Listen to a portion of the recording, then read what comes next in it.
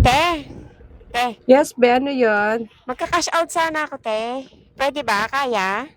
Magkano ba ika-cash out mo, be? Ba't mo tinatanong kung magkano? Di ka na lang maghintay kung magkano isisend Hindi, ko sa'yo. tinatanong ko lang. Para kung di ko kaya, masabi ko at mapalipatan kita sa ibang tindahan. Kasi baka malaki Hindi. yung ika-cash out mo. Kaya nga tinatanong ko kung magkano. Kapag nag-Gcash ka, kailangan may pondo ka. Hindi yung tanong ka ng tanong kung magkano. Di ba pwedeng hintayin mo na lang kung magkano yung isisend ko sa'yo? Ay, hindi nga kasi pwede yung ganon.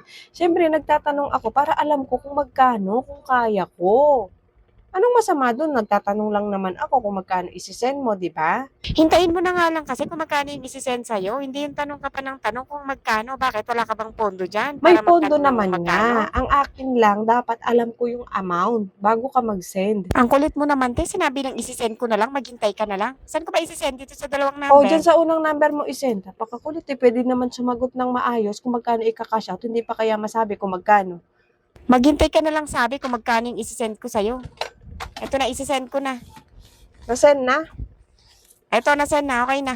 Check mo sa'yo. Pumasok Wait na lang, yan. i-check ko muna sa akin. Pwede naman kung magkano ika-cash out, hindi pa masabi-sabi. Nagtatanong lang naman ako. Hindi mo na kailangan kasing itanong yon. Bakit? Wala ka bang pondo para magtanong kung magkano? May pondo naman nga, kaya lang yung akin lang, baka kasi malaki, hindi ko kaya. Dapat kapag ganun, sinasabi nyo kung magkano. Ay, hindi. Dapat maghintay ka na lang kung magkano yung isisend sa'yo.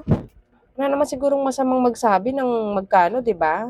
Maghintay ka na lang kasi kung magkano yung isisend sa'yo. Teka lang.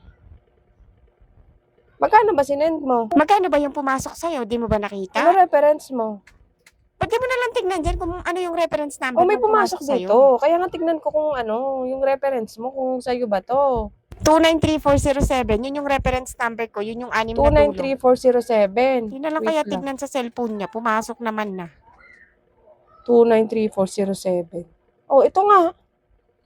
Makatanong ka naman ng Sabi sa'yo huwag ka na magtanong kung magkano. Hintayin mo na lang kung magkano yung papasok Sandali sa'yo. lang. Re-record ko lang. Akin na yung pera ko. Muntik ko na hindi kayanin yung cash out mo, be. Muntik na. Oh, papirma ako. May sinasabi ka dyan, te? Wala ko sinasabi. Okay na ba to? Sandali lang. Sinend ko na kasali yung charge, ha? Diyan mo na lang ibawas. Akin na yung pera ko. Oo, nakasali yung charge. Nasaan yung pera ko? Nasaan na yung pera ko, te? Ba't di mo pa binibigay? Akin na yung pera. Tagal naman nito. Oh, ito 150 mo, oh. Ay, naku, salamat. Nakuha ko din yung pera. Pakatagal. Kala mo naman, kalakihin yung ika-cash out nila kung makatanong ng kaya mo. Pwede naman siya sumagot ng maayos kung magkano. Pwede naman sabihin 150, hindi yung ang yabang-yabang ng dating ikala mo naman ang laki-laki ng ika-cash out.